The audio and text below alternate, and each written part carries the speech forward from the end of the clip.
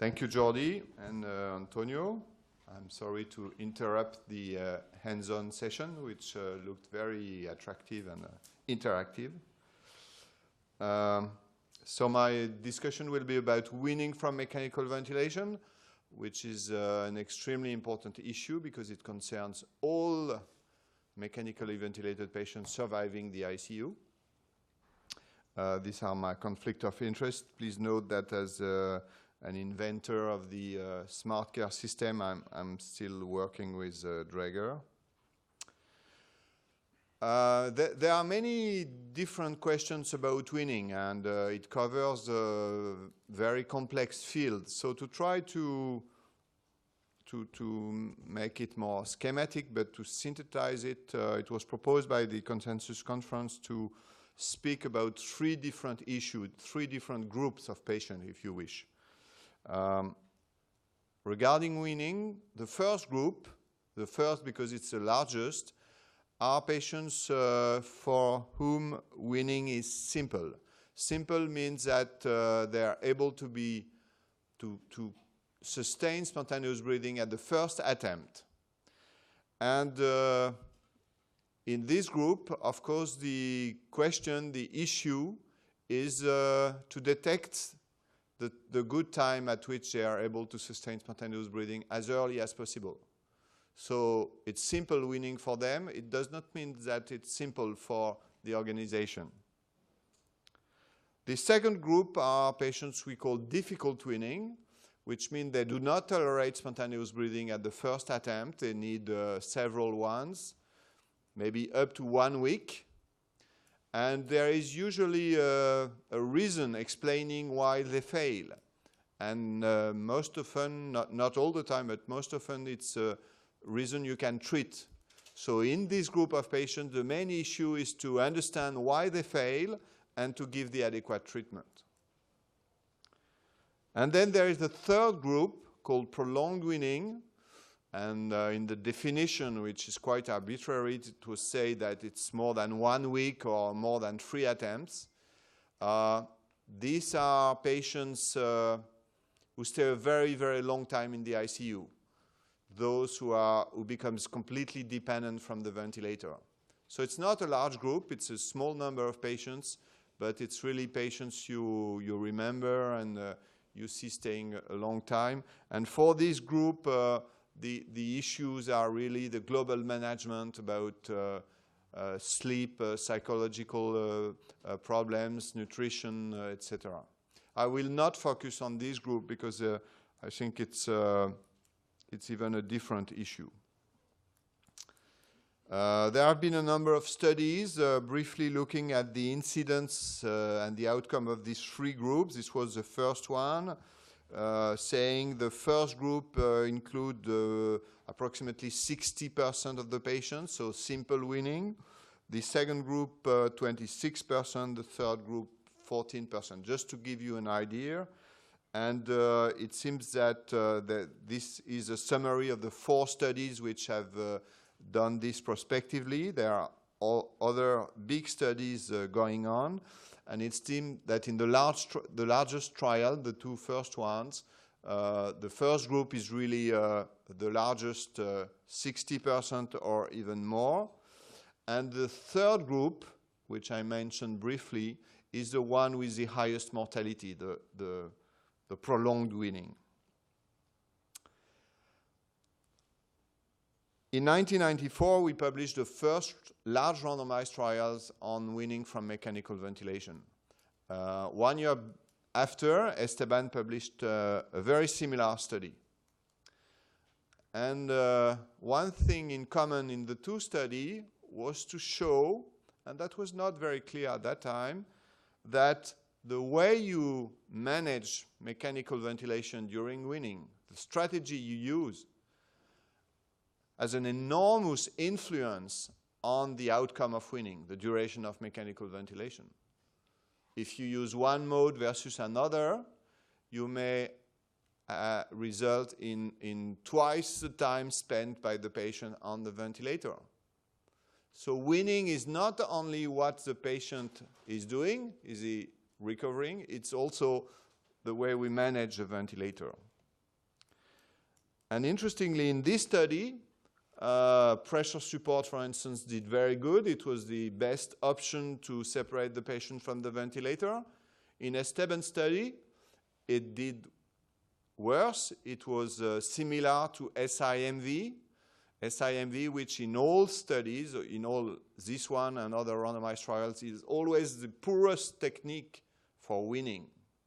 So why was pressure support different? Probably because in Esteban's study, the maximal respiratory rate, which was allowed during pressure support, was 25 breaths per minute. So when it was over, pressure support was increased. Whereas in our study, we tolerated respiratory rate as high as 35. So it's not only the mode of ventilation, it's the way you use it, which really influence the duration of mechanical ventilation. So it means that you need really to have a strategy for weaning. It's not only it comes when the patient is better. And in fact, that was shown in 1996 by this study by Wes Ely, which is used for most of the guidelines for weaning, saying that what you need is a systematic daily screening of very simple tests. Is the oxygenation okay? Is the patient awake? Is the patient without vasopressor, vasopressive drugs, etc.? Followed by a test of spontaneous breathing. Is the patient able to tolerate spontaneous breathing? And then a decision of the physician based on the result of the test. In other terms, the patient, this was the tolerance of the patient. Do we extubate the patient, yes or no? I found very interesting to note that in the control group, most of the patients were ventilated with SIMV, which I told you in most randomized control trials is always the worst technique to separate patients from the ventilator. It's not really clear why SIMV is so bad. SIMV, synchronized intermittent mandatory ventilation, is a mode which is, I think, quite popular still in many places. Interpose mechanical breaths with spontaneous breaths of the patients. So these spontaneous breaths can be completely unassisted or can be with some pressure support. So when you look at the tracings here, you say, well, there's a big difference between the assisted breaths and the spontaneous breaths.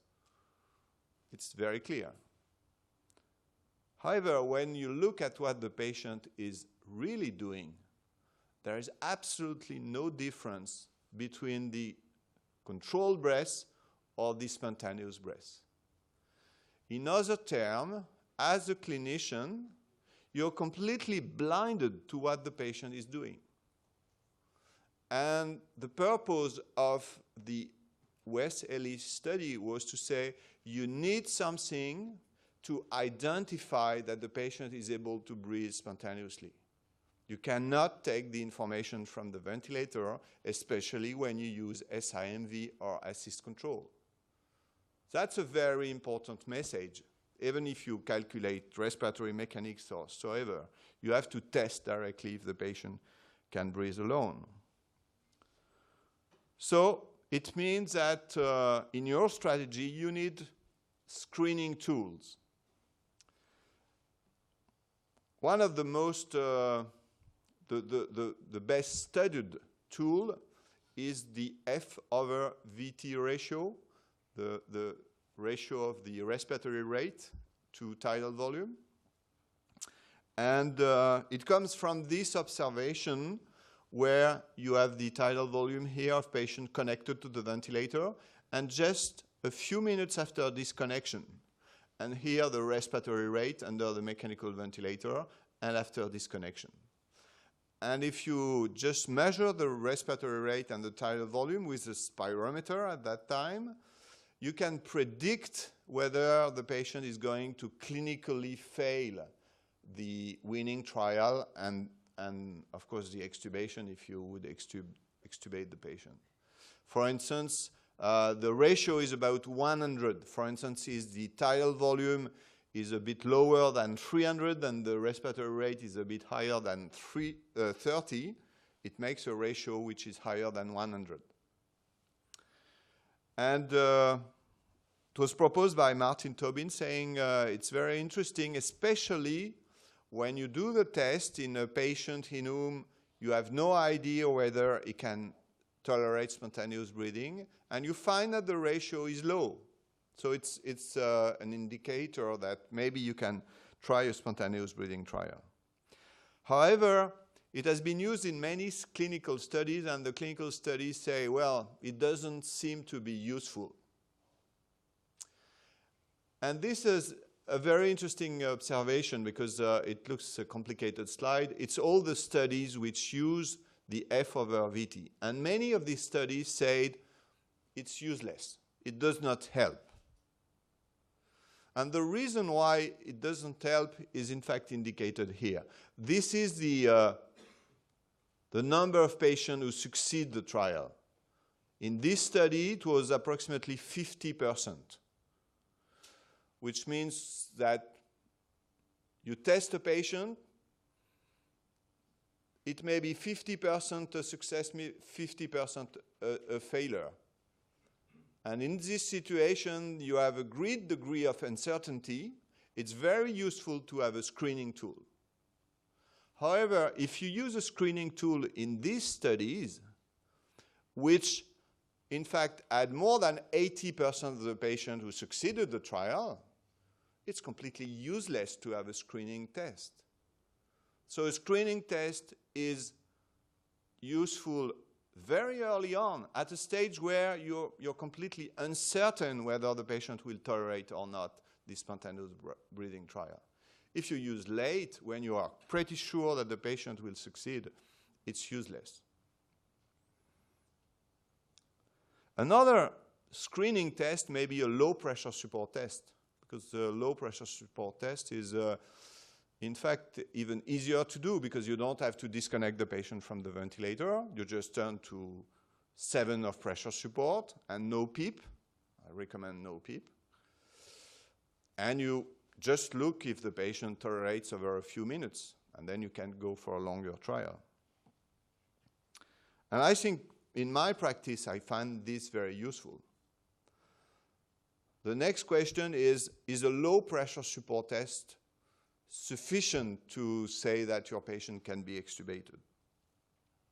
Well, if we look at the physiological studies, like this one we published a number of years ago, it is very clear that the best test to predict what the patient will be doing after extubation is the T-piece. The T-piece, if you look at the work of breathing, this is work of breathing at the beginning of the T-piece trial, the end of the T-piece trial, and after extubation, it really mimics very well what the patient will be doing after extubation. So if you want really to predict what the patient will be doing, the T-piece is the best.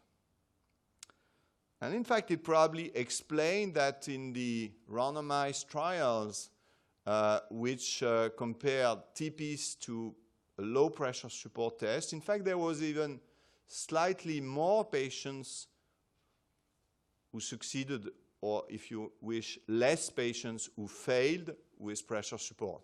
Because in fact, it's a little bit easier for the patient to be on a test with pressure support. The real test should be T-piece. But in all these trials, including many patients who were not at risk of reintubation, it's probably very difficult to see whether it matters on some patient and it makes a difference. However, in the real difficult patient, the one you think who may be a problem after extubation, I really strongly recommend to use a T-piece. And this is an example in difficult patients who had cardiac problems. This is the esophageal pressure swing, so the effort of the patient during the pressure support plus PEEP. This is pressure support without PEEP, and this is T-piece. And remember, T-piece is mimicking what the patient will do after extubation. So with pressure support and PEEP, it's completely misleading Yes, it's much easier for the patient, but what you want is a very accurate diagnostic test. So I think especially for the most difficult patients, the TPIS is what you need to have a safe extubation, at least from the standpoint of work of breathing. Let's now move to the difficult weaning. The patient is not able to tolerate spontaneous breathing. I'm not going to go into all the reasons. One major reason is weaning-induced pulmonary edema. This was nicely shown by François Lemaire. This was a patient who was a COPD under mechanical ventilation. And this is the wedge pressure, the arterial pulmonary occlusion pressure. When the patient was disconnected, and he had been disconnected several times, everybody say, well, this patient has bronchospasm at the very few minutes after disconnection. This was not bronchospasm. This was pulmonary edema, as indicated by the very high wedge pressure. And this weaning-induced pulmonary edema may be caused by a poor left ventricular function, or may be caused simply by fluid overload, even if cardiac function is not so bad. And there are many data showing a strong association between not only weaning failure, but here it's extubation failure and fluid balance at the time of extubation. The higher the fluid balance, the higher the risk of reintubation. So there are different ways to detect or to prevent that. In this study that we did with Armand Meconceau-Dessap, we were interested to see that when you measure the BNP level, a biomarker of ventricular dilation, so which may be left ventricular failure or maybe simply fluid overload. Before any spontaneous breathing trial, we saw that there was a very clear difference which predicted if the patients were going to fail or succeed. There is, of course, some overlap, but you see that most patients who were going to fail before the first spontaneous breathing trial had a high BNP level. And this was shown by many other investigators. So we reasoned that BNP level, BNP measurements could be used as a strategy to control fluid balance during weaning. And we did this randomized control trial where we had two groups of patients, one in which we measured BNP daily, and another one in which we also measured BNP, but we did not display the results. And we gave diuretics every time BNP was high. And you saw that the furosemide given to the BNP group was clearly significantly higher than in the other group. The other group also received furosemide, but 1, 2, or 3 days later.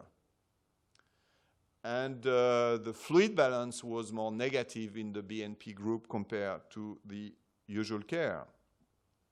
And as a result, there was a significant difference, a significant shortening in the duration of weaning with BNP in the BNP group. When we look at the subgroup of patients, the group which clearly benefited the most of this BNP-driven approach was the group of patients who had some left ventricular dysfunction, which makes sense. So I think, in general, the issue of fluid overload is very frequent and important, and this could be a way to incorporate into your daily strategy. The next issue I'll discuss for not being too long today is the automated strategy for weaning. You know that there is a big trend for thinking of more automated modes of ventilation. And one of the reasons is that in the near future, whereas the number of patients requiring mechanical ventilation will increase, the number of personnel, doctors or nurses, will not increase in the same proportion. And we will need some help of automation, not to replace the expert, not to do the difficult case, but to do the everyday routine care. The big advantage of automated system is that it works 24 hours a day, whatever the day of the week. So the principle is to try to mimic the medical reasoning when a clinician say, well, the respiratory rate of this patient is too high, the tidal volume is too low, therefore I increase pressure support of that much, and you try to write down this into rules that you can implement into a computer which drive the ventilator automatically. So there have been a number of systems proposed. There are today two systems on the market. One is was initially adaptive support ventilation, which tried to look at the optimal work of breathing for the patient based simply on respiratory rate and tidal volume. And it showed interesting results in, let's say, relatively simple patients, like patients after cardiac surgery, showing that it could do the work automatically relatively well. You can always say that the control group had not the best weaning technique, but at least it showed that it works well. And now the same ventilator has a much more ambitious program, which do not only control the pressure on the ventilator, but also FiO2 and PEEP, which is a little bit out of this topic of weaning today. We don't have yet any data about weaning with this system. The other system on which we work for several years, and which is now a commercial system called SmartCare, just focus on the management of pressure support. And they try to reduce pressure support until a minimal level is reached, like the low pressure support test we discussed earlier. And when the patient is kept in a zone of comfort, which means a reasonable respiratory rate and tidal volume and tidal CO2, well, there is a message on the ventilator saying that you may separate your patient from the ventilator. It's an incentive for the clinician. So it does not extubate the patient. You have to look whether it's possible to extubate, but it's an incentive. And when we tested in the first multicenter trial with François Lelouch, this was still a prototype, well, we were really surprised by the results, which were an impressive reduction in the duration of weaning and the duration of mechanical ventilation. It was in 5 centers who all had their own protocols of weaning, but we spared 2 or 3 days on average for the patients, probably because of this regular decrease in pressure support and this incentive to clinician to look at the patient for possible extubation. This is the Kaplan-Meier curve. The system has been tested by other groups. This is a large study in surgical patients, which overall showed no significant difference with a standard control group. However, in the largest subgroup, which was patients with cardiac surgery, there was a significant shortening of the duration of mechanical ventilation. Again, maybe the control group is not optimal. And one criticism of this study has been to say it has not been compared to a very strict weaning protocol. I didn't talk about weaning protocol today, but some people think it's the panacea. You do a protocol and your patient is saved. Well, at least in this study, they compared to a very strict protocol run by the respiratory therapists in 9 centers in Canada. And And the results were again very impressive in favor of the automated system. You see the Kaplan-Meier curve with patients separated clearly much earlier with the automated weaning system. And again, it's not because the automated system is more clever or more astute at a good clinician. It probably because it does it all the time, day and night. So in summary for this automated system, ventilation with the automated system at an early stage, I think, again, it's the same issue that with screening, has the ability to shorten weaning and ventilation duration compared to usual care. In some ICUs or some group of patients, it seems to only perform as well as usual care or strictly applied protocols. No serious side effect attributable, and we can expect future improvement of the system. So in summary for this talk, I think thinking to your own practice and trying to introduce weaning strategies, you have to think to a systematic screening of your patients. That's an essential part. You need to have a good diagnostic test for extubation, and especially because it's a very important safety issue. One major treatable issue is fluid overload and or cardiac insufficiency, and BNP may help in this case. And automated weaning is an interesting approach, which probably we'll see more and more in the future. Thank you, and we'll be glad to answer your questions.